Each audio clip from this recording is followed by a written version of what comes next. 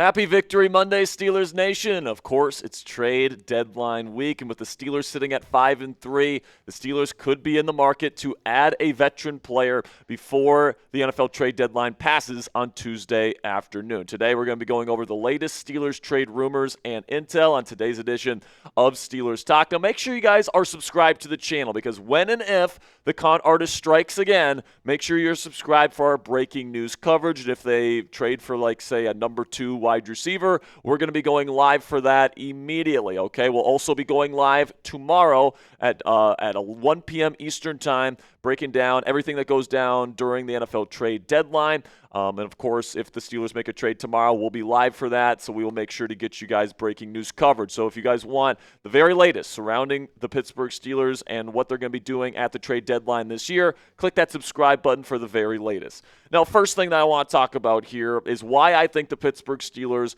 will trade for a wide receiver if they make a trade. It's possible that the Steelers stand pat. That is a possibility for the Pittsburgh Steelers, but I don't think they're going to trade for an offensive lineman. I don't think they're going to trade for a defensive back. We'll talk about that later in today's show, but if they make a trade, I think it'll be to add another veteran wide receiver to add depth and to add insurance in case there is injury to this room down the stretch. And the truth is, I think that this group, could certainly use another piece, okay? And the reason why I say that is because I don't love the total depth with this wide receiver room right now, especially guys that have experience playing in the playoffs, etc. DK Metcalf is your number 1. He's locked in for sure. Calvin Austin III led the team in receiving yesterday versus the Colts. I think that he's a pretty decent number 2 receiver. I kind of compare his skill set to Tank Dell. But then you got Roman Wilson right after him. And this offense does, play a lot of 12 and 13 personnel, so they don't really play a lot of 3 receiver sets. So you can make the argument, hey, they've already got their 2 starting receivers, and Roman is a decent rotational piece. And although I like Roman, I think he could still have a future with this team. Absolutely. I think that he's shown some very good things over the last month on film. He's made some nice catches. He led the team in receiving 2 weeks ago against the Packers. He's run some really good routes. You can tell Aaron Rodgers has been really proud of his development this year. But in a year here with the Pittsburgh Steelers where they could, and this team really believes that they could make a push for a Lombardi trophy, I think that, you probably want a little bit more veteran experience in the room. And frankly, you want a little bit more of a diverse skill set in this room. I don't think right now they have a tough, big body route runner type in this group. I mean, DK Metcalf is big and he's fast and he's a great yak threat. He can make some tough catches, but I don't think I necessarily view him as a true route runner or as a ball winner necessarily. And then Calvin Austin and Roman Wilson, they're kind of smaller, speedier threats, but I don't know if I view these guys as like legitimate, like true, big body type of guys where you throw it up and they'll come down with the football. And, with Roman Wilson's performance yesterday against the Colts, he only had 1 catch for 4 yards, and then he fumbled. So, this is a player here that, has certainly not established himself, I would say, as a legitimate starting player in this league just yet. I think he can get there, and I think the Steelers believe he's going to get there someday. But I also think that the Pittsburgh Steelers, especially for the right price, wouldn't mind adding a legitimate starting caliber wide receiver to fill out this wide receiver room. And then if that's the case, if somebody gets hurt, you still have a very good starting trio of wide receivers here in Pittsburgh. Now, I want you guys to keep in mind, I don't think Pittsburgh's going to break the bank for a wide receiver, okay? I think that the most they're going to be willing to give up is probably an early day 3 pick. So that's a 4th round pick, 5th round pick. I think that's probably the range of draft pick that Omar Khan is trying to deal for a potential wide receiver addition. So that would take him out of the running for a number of guys. If Brian Thomas Jr. is available, he's going to go for at least a 1st round pick. Jalen Waddle the same way. Chris Olave, probably if he's going to be dealt, it's going to be for a day 2 pick, and it sounds like New Orleans wants to extend him. And then Garrett Wilson, I just don't see him being dealt. He just got a new contract in New York. It doesn't make sense. Even though the Jets are certainly rebuilding, it doesn't really make sense for the Jets to let go of Garrett Wilson. And if they did, he would be worth at least a 1st round pick as well. So these guys are just above the caliber of receiver that the Steelers are really looking for. I think if they're looking for somebody, they're looking for a solid starting caliber veteran wide receiver that's not going to break the bank. Unfortunately, I think these 4 guys are probably out of the running for Pittsburgh. Maybe the most likely among this group, though, is probably Chris Olave. But then you look at the guys that I think are more likely, guys like Jakobi Meyers, Rashid Shaheed, those two have been heavily linked to the Steelers over the last several weeks. Calvin Ridley, there was a report yesterday that Tennessee is in fact trying to deal him before the deadline. Juwan Jennings is an interesting name to keep in mind, kind of a similar skill set to Jakobi Meyers. And then Christian Kirk, a name that the Steelers were interested in last year at the trade deadline. And now the Texans, are kind of in this kind of weird in-between space. C.J. Stroud has a concussion now. Could they look to offload Christian Kirk before the deadline? I think it's certainly possible. But another name that is kind of new to the discussion here that I want you guys to keep in mind and to keep your eye on is Washington Commanders receiver Deebo Samuel. Okay, the Commanders traded for Deebo actually during the NFL Combine for a 5th-round pick this year, and he's only on a 1-year deal. They did not give him an extension when they traded for him this offseason, and the Commander season is done. Jaden Daniels,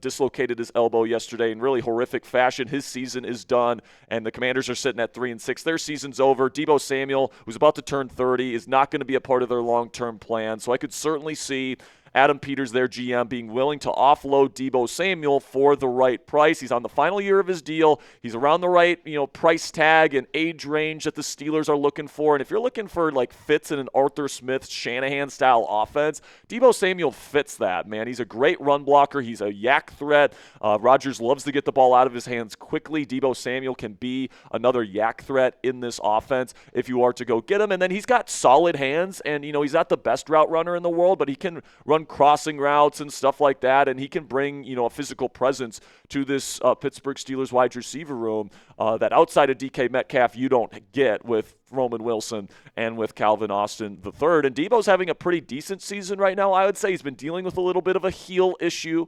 health-wise this year, but he has played the last 2 weeks. And, 42 catches on the year for over 350 yards for an average of over 8.5 yards per catch with 3 touchdowns. And, you can use him in a lot of creative ways. Jet sweeps, orbit motions. You can use him as a run blocker. Okay, you can put him in the slot in that way. You can use him as a wide receiver screen threat. You can put him on drags and, pivot routes, all these different things. And, I think that Deebo, would be a receiver that Arthur Smith would certainly like to add to his football team. And for a mid-day 3 draft pick, like if the Commanders can get their return on investment, like a 5th-round pick for Deebo Samuel, I think that they would probably accept that. And I wouldn't rule this out for the Pittsburgh Steelers, especially because we know how the Steelers like to play offense. They like to get the ball out fast, allow these guys to work out in space. Of course, DK Metcalf is an awesome yak threat. Jalen Warren the same way. Jonnu Smith kind of occupies that role in this team right now. But if you add a Deebo Samuel to this group, that could change some things here. And Deebo can still play. He really can, especially when he's healthy. So keep your eye on this one, especially if the Steelers can't get a guy like Jakobi Meyers or Calvin Ridley before the deadline. So let me know what you guys think down there in the comment section. Would you give up a 5th-round pick in 2026 for Deebo Samuel? Give me an A for accept or D for decline. Let me know what you guys think down there in the comment section for today's pinned question. Just a second here, I'm going to tell you about our sponsor today at Prize Picks. And while I tell you about Prize Picks, let me know if you would send a 5th-rounder for Deebo Samuel. And with that, I have word from our sponsor today at Prize Picks, and the hard-hitting football action is just getting started this season, and it is even better when with our friends at Prize Picks. The weather might be changing outside, but the feeling of being right never gets old, folks. So keep the season rolling on with Prize Picks by getting $50 instantly in lineups when you play your first $5. Prize Picks is simple to play. Just pick more than or less than on 2 to 6 player stat projections, and if you get your picks right, you could cash in. On Prize Picks, how you play is up to you. If you want flexibility, choose the flex play where you can get paid even if one of your picks misses, and if you want the biggest payouts and you really know ball, go for the power play. No matter how you play, though, Prize Picks is a great way to put your takes to the test. Join millions of users and sign up for America's #1 fantasy sports app. You guys can take a look at my projection for tonight's Monday Night Football action between the Cowboys and Cardinals. I'm taking the more on passing yards for Dak Prescott. He's also on my fantasy team. Need him to perform to pull off the upset against my brother Joey tonight. Then I'm going to take the less on receiving yards for George Pickens. I'm going to take the more on touchdowns for Trey McBride. If you guys want to get your lineups in for tonight's action, download the Prize Picks app today and use code CLNS to get $50 in lineups after you play your first $5 lineup. That's code CLNS to get $50 in lineups after you play your first $5 lineup. Prize Picks, it's good to be right. Now, at this juncture, guys, if the Pittsburgh Steelers are going to be trading for a wide receiver, I would say the guy that's most likely to be dealt to the Steelers and the guy that is certainly the most connected to the Steelers at this point is Raiders wide receiver Jakobi Meyers. And I think that his skill set just fits extremely well with what the Steelers could really use inside their wide receiver room right now. You got DK Metcalf, who is kind of your, deep threat, but also kind of your yak threat. Big body guy. Then you got Calvin Austin III, who's kind of like your undersized, kind of versatile guy that can play inside or out, can threaten to all three levels of the field. Can make plays after the catch, can track the ball over his shoulder deep down the field. But they don't really have that big body, tough hands kind of route runner on this team right now, and Jakobi Meyers would provide that. So I think you could have a really great complementary trio of wide receiver talent here in Pittsburgh if you add a Jakobi Meyers. And because he's 29 years old, because he's on an expiring contract, and because everyone and their mama knows that the Raiders are going to be trading Jakobi Meyers before the trade deadline to somebody, it sounds like the Pittsburgh Steelers are interested in him, and they're willing to be patient with their price to be able to go get Jakobi Meyers. So certainly keep your eye on him. I'd say he's the most likely wide receiver target for the Pittsburgh Steelers as we approach Tuesday's deadline. But I'd also say don't sleep on Calvin Ridley. There was a report yesterday that the Tennessee Titans are heavily shopping him before the trade deadline, and I can see why. He hasn't really connected with Cam Ward this year, and he's an expensive player that's getting older, and they're about to embrace a full-scale rebuild with a new head coach. I can see why they want to unload Calvin Ridley for another draft pick here.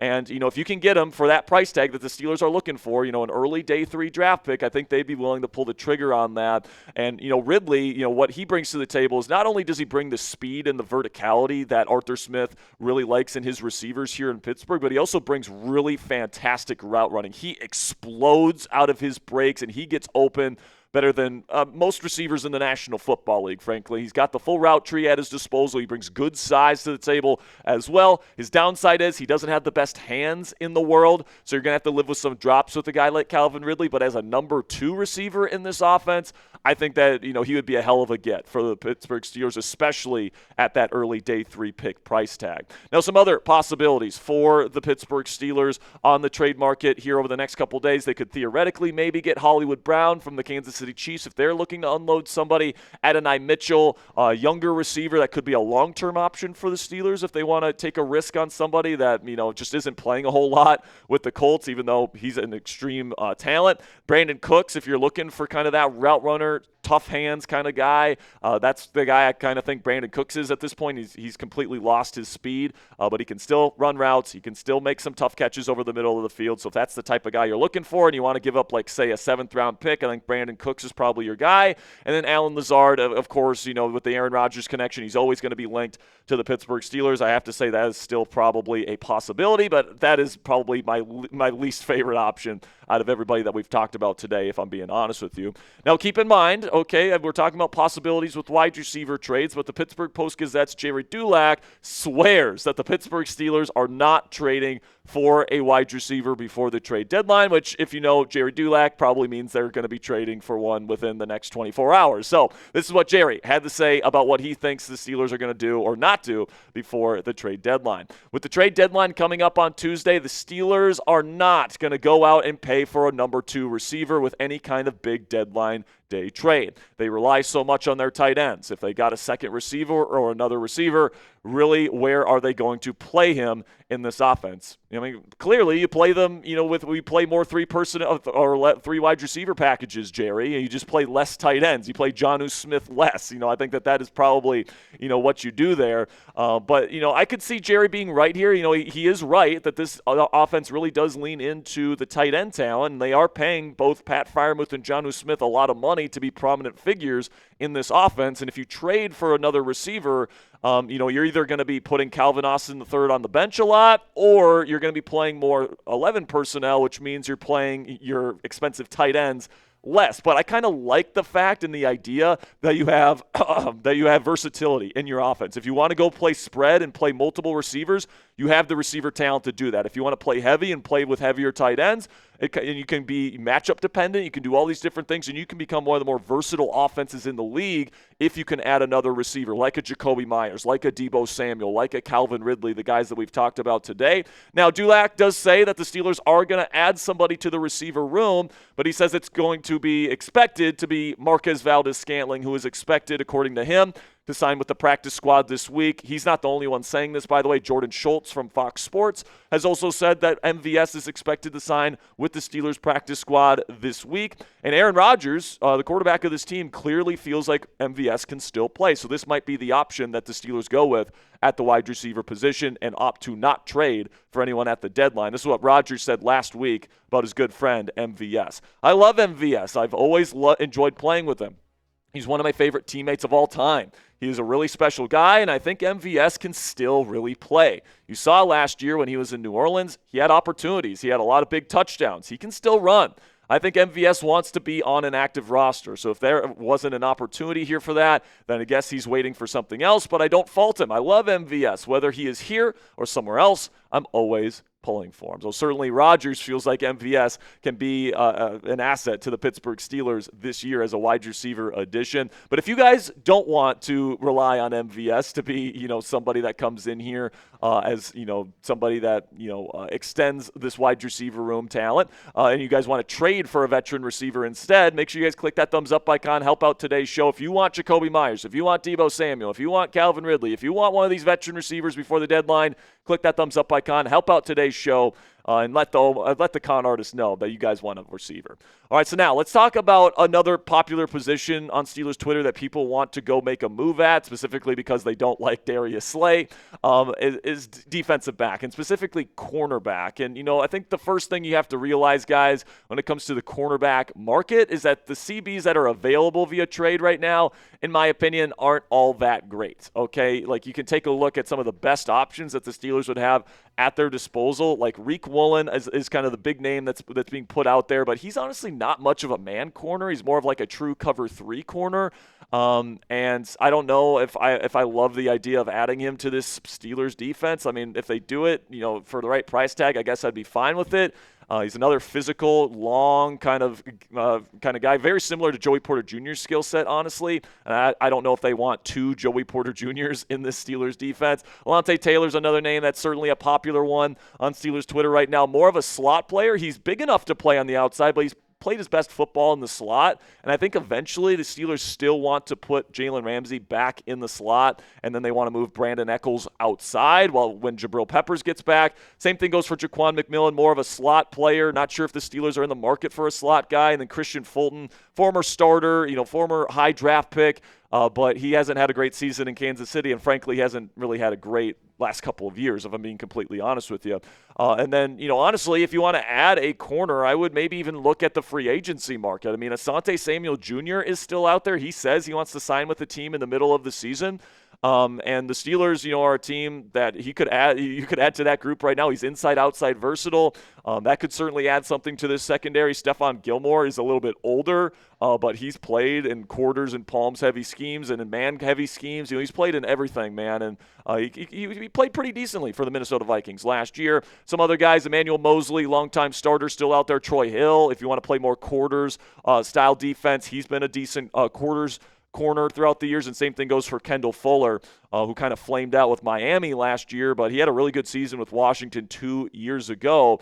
And then when it comes to safeties, and for people that are like, oh, let's go get another safety so we can put Ramsey back in the slot, the trade market's pretty barren there. Really, the only guy in the safety market in terms of trades that was being discussed before the trade deadline was Kyle Duggar, and we ended up getting him. I think that's the move that the Steelers are going to make at safety, and honestly, I think they're going to probably keep Jalen Ramsey at free safety. He played so well there against the Colts. I just don't think it makes a whole lot of sense to mess with what's working right now. And, that includes Darius Slay on the outside, who I think played a lot better than people are giving him credit for against the Colts.